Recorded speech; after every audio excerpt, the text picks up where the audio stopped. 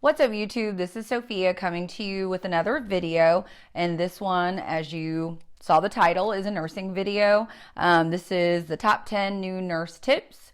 I'm obviously a new nurse. If you've seen my other video on new nursing essentials, then you'll kind of get an idea of a little bit about me. But for those of you that are new, I appreciate you coming.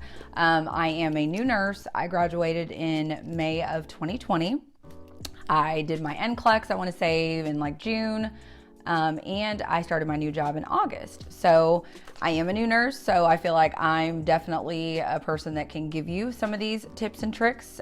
So this is for my new nurses, anyone that's in nursing school, getting ready to graduate. So if you've not subscribed, please subscribe to my channel, like, share, comment down below if you like the content or if there's something else you'd like to see. I also have a Shein haul posted and do plan on bringing you some more hauls. So if you are wanting to join my channel, then, please, again, subscribe.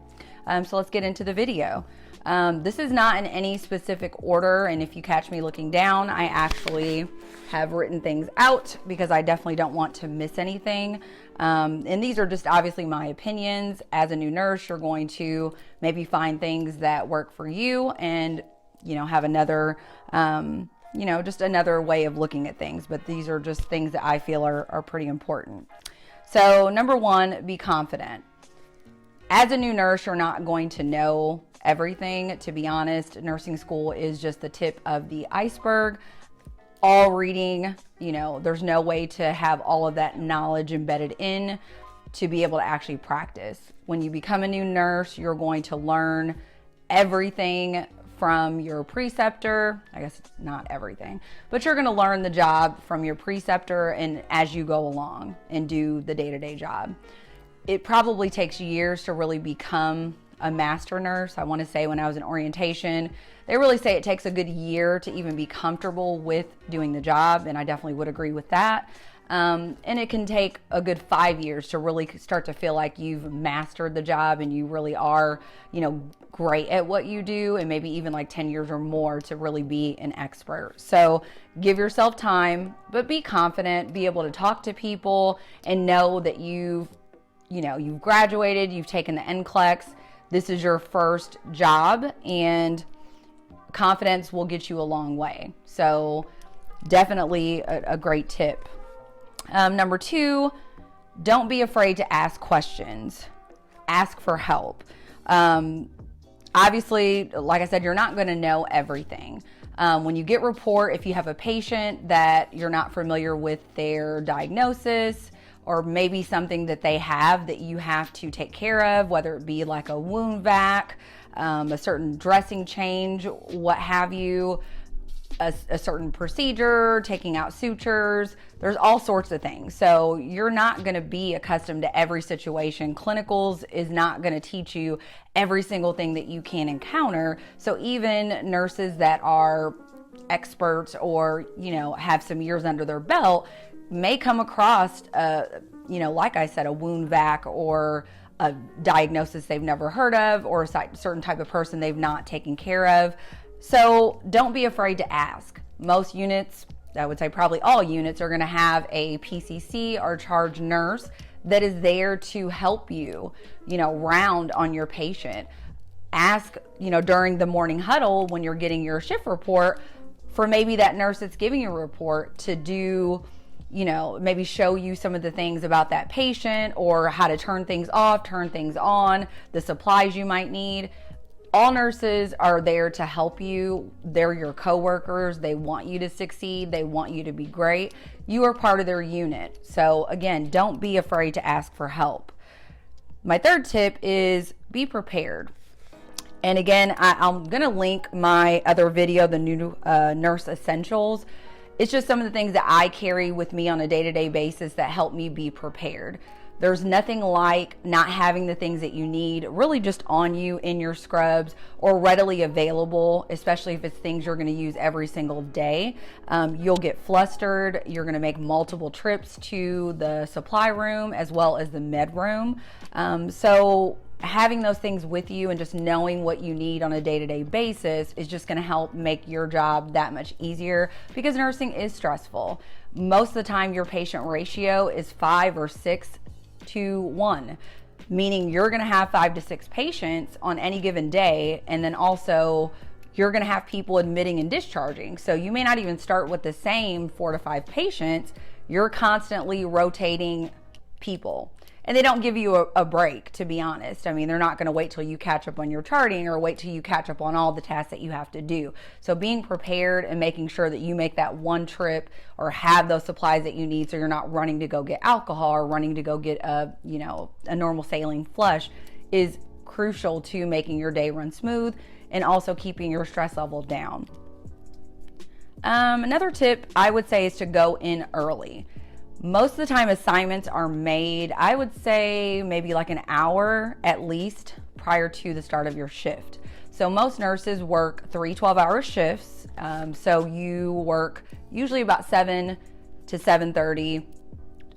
Ideally, to be honest, that's probably not the most you're going to do when you're a nurse. More than likely you're going to be behind on charting and you may be there a little bit longer. But ideally you're going to work 7 to 7:30. Okay, so if you go in early, it gives you time to figure out who you're assigned to, write things down, look in the notes, look at lab values, look at vitals, important things like that. Kind of get to know your patient and really dive into that chart. As a new nurse, you're not going to be as quick with glancing through the chart. You might be learning a new system like Epic, and so forth, or Cerner. I'm not sure what your hospital will use, but you could definitely be computer savvy, but finding all the little areas that you need to get to, takes time. So I know a lot of nurses that do come in, and even, to be honest, not even new nurses, and they literally sit down and get majority of the things that they need to get report on that patient. So that way, when they do shift report with the night shift nurse or day shift nurse, whatever shift you work, they're just kind of getting more of the things that you don't necessarily get in the chart, like things that your patient did overnight, how they are as a person, maybe how their family is, anything like that. So critical things. So definitely going early. Don't run in at the last minute, because again, if you don't start your day in a good way, it just kind of adds to your stress level. Another thing is find a report sheet that works for you. Some units have their own templated brain sheets. Some nurses have their own. I use my own brain sheet. I like it because it's my sheet and I know where everything is.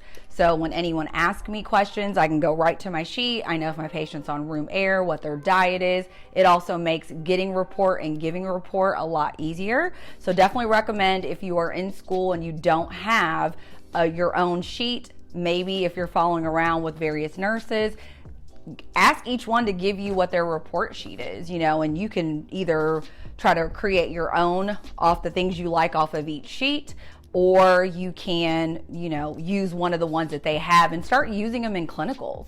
That way, when you're hearing these nurses give report, you're starting to figure out, that flow and you really get accustomed to that sheet. So when you graduate, you're already familiar with the sheet, you're comfortable with that, and you're going to be a lot better off getting and giving report. I'm actually working on trying to have a brain sheet that you guys are able to download and possibly purchase, that could help you guys. So stay tuned for that.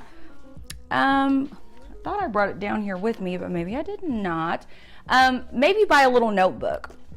When I first started my job, I had like a tiny little notebook that I kept in my scrub pocket, and that just kind of helped me write down things that I can just keep readily with me, whether it be passcodes or like the key to the nutrition room. Some of our cabinets also have locked little codes. So just little tips and tricks and things you need, whether it be phone numbers, things that you can use on your Vocera, different commands. It just kind of helps you have everything in one little place. So maybe getting a little notebook might help as well. Another thing you can do is print various emails on policies or various protocols that you use often. For instance, KMAG protocol. If a patient is on KMAG protocol, it kind of gives a little sliding scale of how you would treat that patient or what potassium you would give that patient. If their various levels are, say, 3.3 to 3.5, you give them, 20 MEQs of potassium and so forth. So that's one you use pretty often. Instead of having to constantly look up various policies and various protocols, skin protocols, you can kind of have those things either taped to your nursing clipboard or just kind of have those printed and put inside your clipboard. It just kind of makes it easier to find. Let's see, another one would be make friends with your coworkers. Your friends, your coworkers, they're there to help you. They want you to succeed.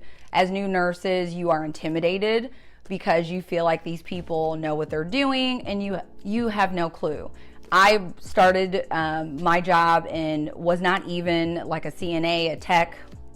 I had never worked in the hospital at all. So I was terrified. I mean, things like just moving a patient the correct way, using various, things like walkers and gait belts and, making the beds and doing all these things with patients, even like actually hooking up the IV, tubing and, adding the secondary tubing. These are things that we did in school maybe once or twice or had one class or two on. And again, clinicals is just not enough to really master some of these skills. So your coworkers are going to be the best source of help and education. So make sure that you're friendly. Yes, nursing is something that you definitely are your own boss in a way. You have your own patients. You can determine your own workflow, but your friends are your allies. They are your best resources. So you definitely want to be nice and friendly and helpful to your coworkers when you can, because they're going to be helpful to you. So that brings me to a very, very important point, which is your PCTs or your CNAs are not your slaves. So shout out to my bomb squad at my job: Katie, Kaylin, Karika, Tatiana, Tiffany, Heather, and Megan. And there are a couple of other people that float to our unit, like Jordan. Shout out. They are honestly like the best thing for me. They can definitely make my day. I delegate obviously things as a nurse. You're going to delegate things as a nurse. However, if you have bomb techs like I do, they're already going to know what you need. They're going to be able to get things done before you even have to ask. They will literally dig you out of a hole if you are a bomb nurse. I mean, if you help them, they're going to help you. So they are not your slaves. They are not there to do everything that you don't want to do. So make sure that you go in with a mindset that these are your coworkers. These are people that are going to dig you out of situations and just help your day flow better. They do things that you don't do as well as you do things that they don't do, but you can do some of the things that, they do, like take a patient to the bathroom. That's nothing you need to call your tech for, to say, hey, can you take so-and-so to the bathroom, unless you absolutely can't do it yourself. They notice that you're sitting at the desk and doing nothing and ignoring call lights and things like that. So as a nurse, be courteous to your coworkers and help them when you see that they're drowning, or offer to maybe take vitals if you know that they have 10 patients and they have to give all these baths and this person just literally shit themselves and they're cleaning, up this big giant mess. They will be your best friends. They will be your allies. They're going to help you get out of all kinds of situations. So again, treat your techs well and they will treat you well. Another tip would be to be comfortable. Choose your uniforms wisely, as well as your shoes, and take care of yourself. So as a new nurse, you are highly, highly stressed. Make sure that you're comfortable. Make sure that you have a scrub top that can stretch and move and bend, because you're going to be doing things that, you know, you have no idea that you were doing, you know, or gonna do, I should say. You're not just sitting there passing meds all day. You know, you're getting in there and you're helping bathe people and take people to the restroom and put on people's shoes, and all the things that you had no idea that you'd be doing, you're gonna be doing. So you need to make sure that you're comfortable. You're gonna be on your feet. Yes, you do have time to sit down and take breaks and things like that, but you're gonna be moving. I mean, there's days that I have 16,000 steps in a day. So your 12-hour shift is gonna be long, it's gonna be hectic. So you need to make sure that you take care of yourself so that you're able to take care of your patients. So drink water, make sure you bring snacks and healthy snacks, because if you eat something like pizza and, you know, all these different things, you know, you're gonna feel bloated, you're gonna feel tired. So you definitely need to be energized for your entire shift, because your patients don't care if you don't feel good or don't care if you're not hydrated. You know, they need to be taken care of, so you have to take care of yourself. And lastly, be a sponge. You've passed your NCLEX, now the real learning begins. See all you can, do all you can. Don't be intimidated. You know, I feel like at first I wasn't as great at certain skills, like doing IVs, doing lab draws. So I kind of avoided it, because at my job, our techs do a lot of the lab draws, so you can kind of delegate those out and ask them to do those for you. However, there may be times that you have to do things, and there are certain nurse draw labs that you can't delegate those out to your tech, and techs can't do IVs either. Usually most hospitals do have like a specialty IV team, or your short stay or your ED staff or your charge nurse can do those more difficult IVs, but you've got to get in there. You can't like shy away from doing these things, because more than likely these skills are going to continue to come, you know, up as you have various patients. And also, if you want to transition to different departments, you want to build on those skills. You want to be the best nurse that you can be. And if you know that you have a weakness, it's almost better to continue to face that weakness and just continue to get better. So anyway, that's the end of my video. Those are my top 10 new nurse tips. If you like this video, please subscribe, like, share. If you have any tips and tricks, just put those down below. But I appreciate you guys tuning in. And again, if you want to watch my new nurse essentials video, I'll go ahead and link that in. So thank you.